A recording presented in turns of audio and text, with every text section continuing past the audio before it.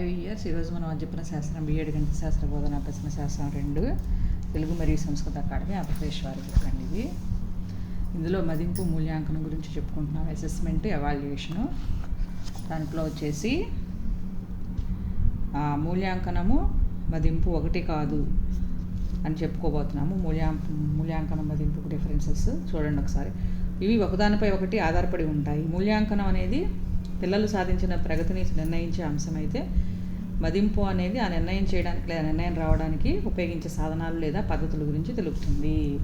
కాబట్టి ఇప్పుడు చూడండి, మదింపు, అసెస్మెంటు, మూల్యాంకనం, ఎవాల్యుయేషన్ ఉంది. సో బోధనాభ్యసన ప్రక్రియలో జరుగుతున్న పద్ధతికి విధానానికి ముడిపడి ఉంటుంది. ఇది ప్రక్రియ ఫలితానికి సంబంధించిందిగా ఉంటుంది.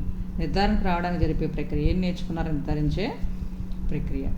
ఉపాధ్యాయుడు విద్యార్థులు తమను తాము నిర్ధారించుకున్న విధానాల లక్ష్యాలకు సంబంధించింది. ఇతరులు నిర్ధారించిన ప్రమాణాల ఆధారపడి ఉంటుంది. కాబట్టి ఇది ప్రమాణాల మీద ఆధారపడి ఉంటుందండి మూల్యాంకనం అనేది. నెక్స్ట్, ఇది లోప నివారణ ప్రక్రియ మెరుగుపరచవలసిన విషయాంశాలను గుర్తిస్తుంది. ఇది ఒక అంతిమ నిర్ణయం లాంటిది. మొత్తంగా నిర్ధారించిన గ్రేడ్ లేదా స్కోరులు సాధించారో లేదో తెలుపుతుంది. ఇది సరళమైనది, అవసరాన్ని బట్టి మార్పులు చేసుకోవడానికి వీలుగా ఉంటుంది. ఇది స్థిరమైనదిగా ఉంటుంది. దీని ద్వారా వచ్చే ఫలితాలు పాసు ఫెయిల్ రూపంలో ఉంటాయండి. ఇది సరళమైనది, అవసరానికి అనుకూలమైన మాపనాలు పద్ధతులు మార్చుకోవడానికి వీలుగా ఉంటుంది.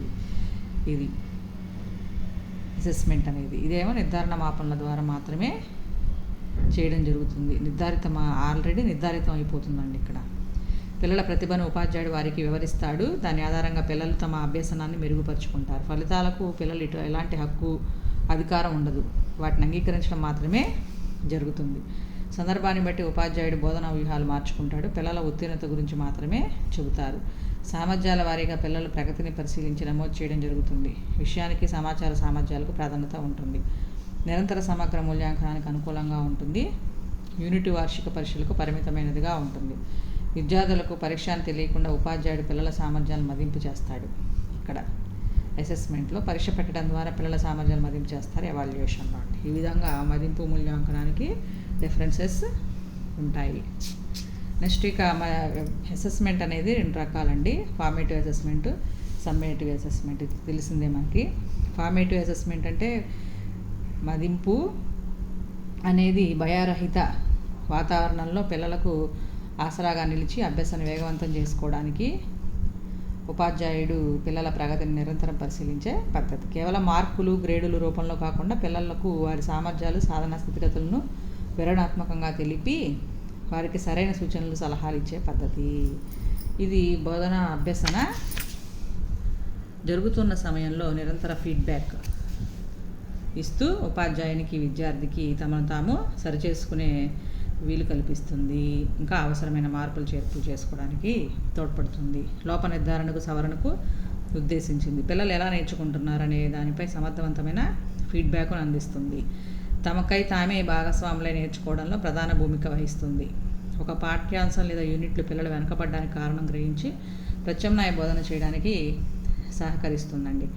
మదింపు ఫలితాల ఆధారంగా ఉపాధ్యాయుడు తన బోధనా వ్యూహం మార్చుకోవడానికి వీలు కలిగిస్తుంది. పిల్లలు తమకు తామే మదింపు చేసుకోవడానికి, అభ్యసన సామర్థ్యాన్ని పెంపొందించడం ఎలాగో అర్థం చేసుకోవడానికి ఉపకరిస్తుంది. ఈ విధమైన మదింపు విధానం వాళ్ళ పిల్లల గత అనుభవాల మీద ఆధారపడి ఉంచడంతో పాటు ఏ అంశాలు నేర్పాలో ప్రణాళిక చేసుకోవడానికి సహకరిస్తుంది. విభిన్న రకాల అభ్యసన శైలులను, లెర్నింగ్ స్టైల్స్ని పాటించడానికి వీలు కలిగిస్తుంది.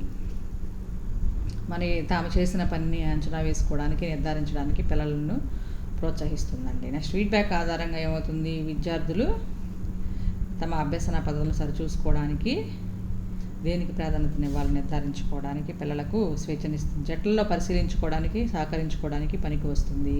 ఒక పరీక్ష రాస్తున్నామనే భావన లేకుండా సహజమైన వాతావరణం నిర్వహించడం జరుగుతుందండి ఇక్కడ.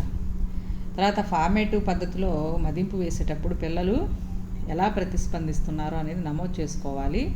ఇచ్చిన పని చేసేటప్పుడు, గ్రూప్ పనులు నిర్మించేటప్పుడు పిల్లలు ఎలా పాల్గొంటున్నారో పరిశీలించాలి. ఉదాహరణకు, ప్రాజెక్టు పనిలో జట్టుతో కలిసి పనిచేసే తీరును,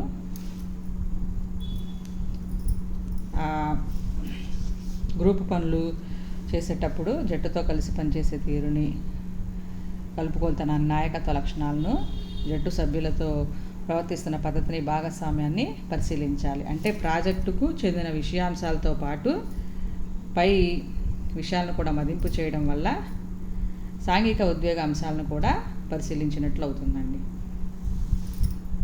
సో నెక్స్ట్ వీడియోలో కంటిన్యూ చేస్తాను.